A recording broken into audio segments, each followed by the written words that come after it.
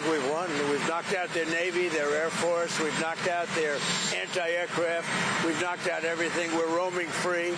From a military standpoint, all they're doing is clogging up the strait. But from a military standpoint, they're finished.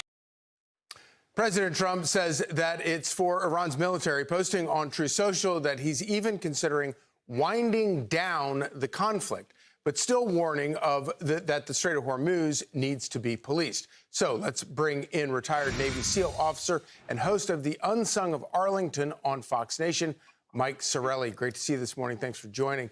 So, Mike, in realistic terms, what needs to be done for President Trump to wind down? So I think look at winding down. He's saying wind down the broader offensive campaign. He's not saying back down.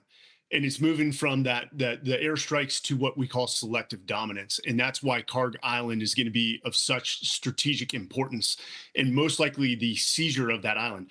But moving forward, this is going to be about economic and financial leverage over this regime to continue to choke them to the point of hopefully internal uprising and a regime change. So I get the idea of using economic leverage, and particularly with Karg Island, hoping to hold that to get the Strait of Hormuz open. But sometimes, a deal requires rational actors on both sides. Sometimes Iran does not act terribly rationally. No, they don't. And quite frankly, we don't know what the command structure is and the coherence of that command structure right now, who we need to be talking to.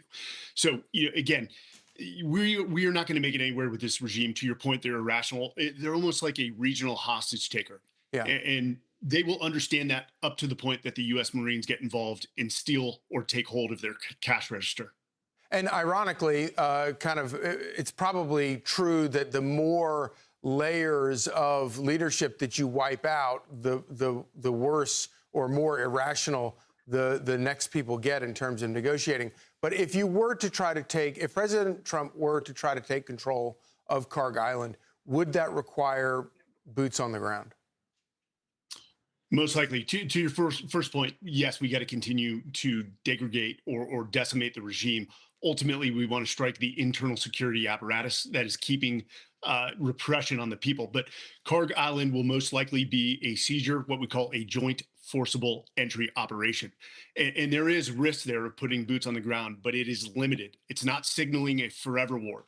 Right. It's signaling that we hold the leverage over the region and Iran's cash register, their revenue. And Charlie, as you know, in business as well as leading regimes, cash is oxygen, and that gives us significant leverage over the region to include negotiations.